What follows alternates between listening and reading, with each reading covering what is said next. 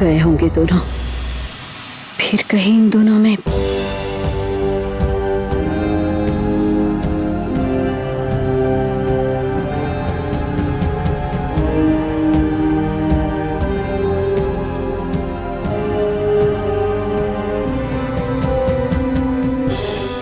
बेटू जी बात हुई? आंटी जी, चीफ का कुछ पता ही नहीं चल रहा। मैं बहुत देर से फोन ट्राई कर रहा हूँ, वो उठा ही नहीं रहे। मेरी तो कुछ समझ में नहीं आ रहा।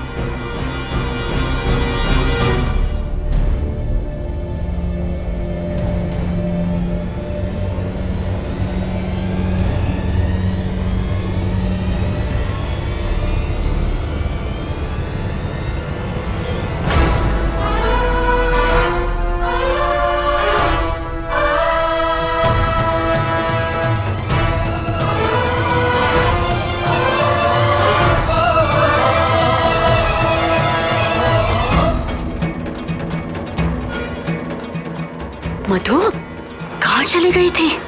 ये क्या इतनी भीग क्यों गई है? ऋषभ कहाँ है? सब ठीक तो है ना? रीना, राजेश, जल्दी से दाल और गर्म पानी लाना। धीरे संभल के बैठो। मधु वो अचानक कहाँ चली गई थी? हाँ, कितनी भीग गई है तू?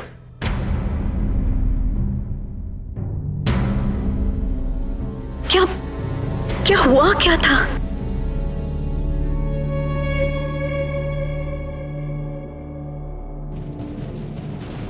ये ले गर्म पानी पियो।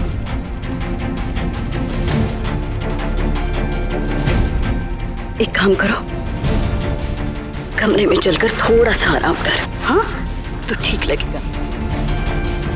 चल संभल के, धीरे धीरे।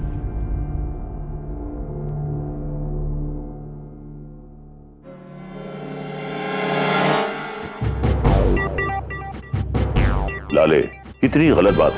पति पत्नी होते हैं एक दूसरे का सुख दुख बांटने के लिए। यहाँ तो सिर्फ बेचारी पत्नी दुखों में डूबी दिखाई दे रही है। अरे पति कहाँ है? सुबह उसकी भी ऐसी हालत थी डैडी जी। बस फर्क ये है कि ये गीली है और वो सूखा था। हाँ, लगता है कि भगवान को कुकू भाटिया की खुशियां मंजूर नहीं है। सुबह भी उसने मुझे उजड़े हुए आरके के दर्शन नहीं करवाए। ओहो डैडी जी, भगवान पे भरोसा रखो, वो सब कुछ सुन रहा है। वो है ना, देखना वो फिर से सब कुछ बिगाड़ देगा। आरकेगा। ठीक कहता है पुत्र, जब बुरे दिन नहीं रहे तो अच्छे दिन भी नहीं रहेंगे।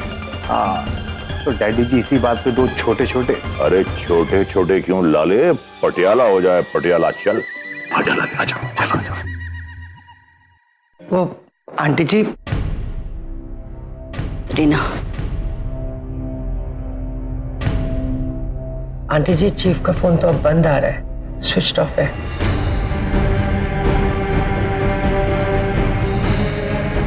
गाड़ी निकल पाई है? जी।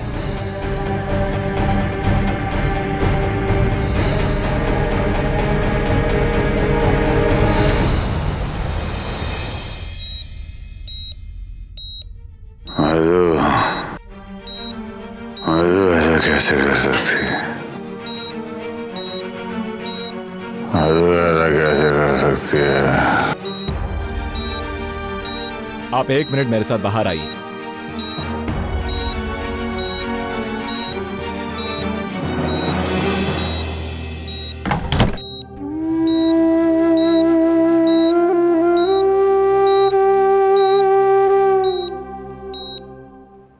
देखिए, उन्हें मेजर स्ट्रेस अटैक आया है और अब वो फिजिकली वीक होने के साथ साथ मेंटली वीक हो चुके हैं और इस तरह का तनाव उनके लिए लाइफ थ्रेटनिंग हो सकता है। इसलिए प्लीज आप इस बात का ध्यान रखिए कि उन्हें कोई स्ट्रेस दोबारा ना हो।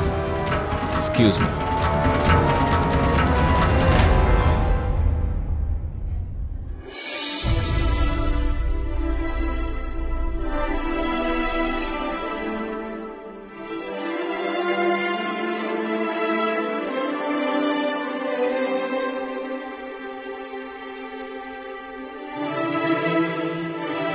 क्यों? करती है ये लड़की हमारे साथ हमेशा ऐसे। अपनी जिंदगी, अपनी खुशियां तो ये पा चुकी है ना, फिर पता नहीं क्यों हर बार हमारी जिंदगी में आके नया तूफान खड़ा करके चली जाती है। जिस परिवार ने उसे जिंदगी दी, उसे छत दी, उसे सब कुछ दिया, जब वो परिवार दुख तकलीफ में था तो वो उस परिवार को छोड़कर अपनी खुशियां ढूंढने के लिए चली गई। कैसे जीती होगी वो इस शर्म के साथ कि आज कहीं ना कहीं हमारे हर दुख तकलीफ का कारण वो है। मुझे समझ में नहीं आता कोई इतना खुदगर्ज, इतना स्वार्थी कैसे हो सकता है।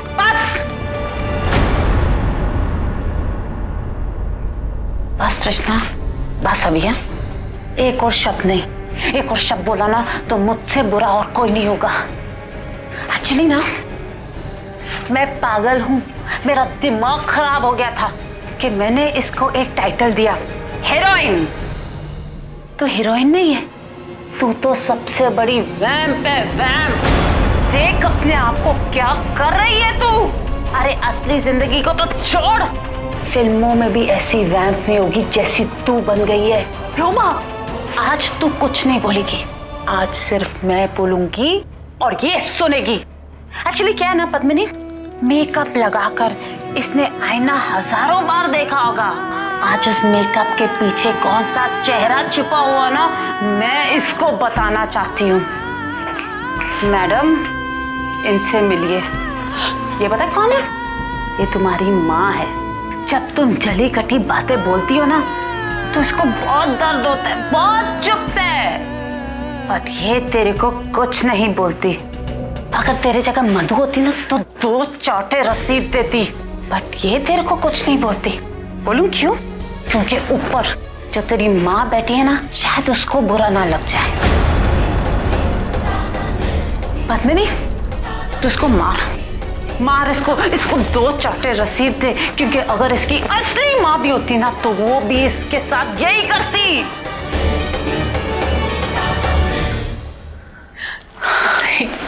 सब गलती मेरी है। मैंने इसको जान से भी ज्यादा प्यार किया।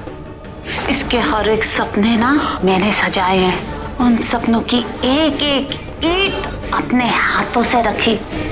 इसको कभी बाहर की दुनिया नहीं दिखाई। तू मधु को कोस रही है, उसे बद्दुआ दे रही है, उसके लिए जहर उगल रही है। तुझे पता है मधु ने अपनों के लिए तो छोड़, बाहर वालों के लिए क्या कुछ नहीं कर दिया।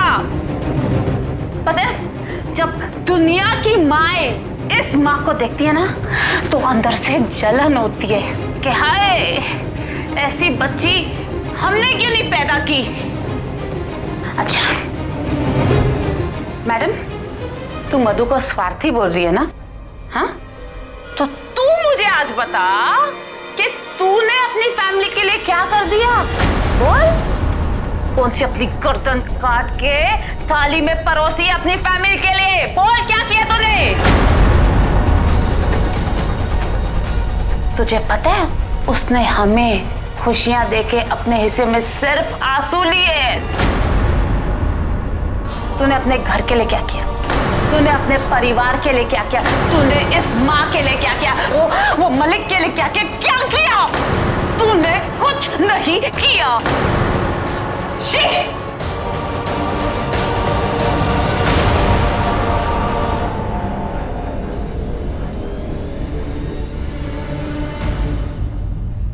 बहुत महान हो गई ना मधु तुम लोग के लिए। बहुत महान हो गई ना वो, क्योंकि वो मालिक के लिए पैसे लेकर आई। बहुत बड़े बड़े बलिदान दिए उसने। तो ठीक है, सुनो अब तुम लोग, अब इस हॉस्पिटल में मैं तभी पैर रखूंगी जब मैं अपने पैरों पर खड़ी हो जाऊंगी। Very good. माँ से वादा किया था मैंने कि अब मैं माँ को कभी काम नहीं करने दूंगी। अब मैं तब भी आऊंगी जब वादा निभाऊंगी मैं।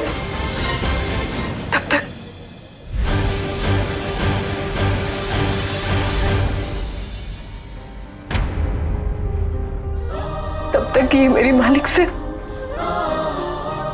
आखिरी मुलाकात है।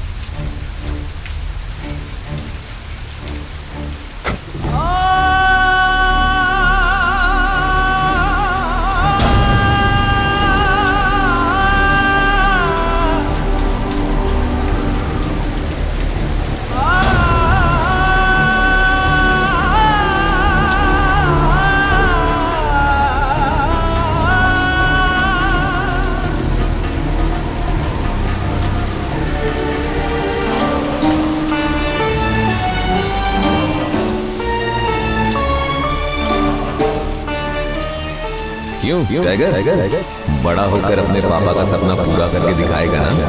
हाँ पापा, पक्का। मजा नहीं आया, ऐसा लगा जैसे आधे मन से कहा। हाँ पापा, पक्का। आपका टाइगर आपके सारे सपने पूरे करेगा। देखना, पूरी दुनिया जानेगी, अखबारों में भी छपेगा, हीरो टाइगर और हीरो के पापा बड़े टाइगर।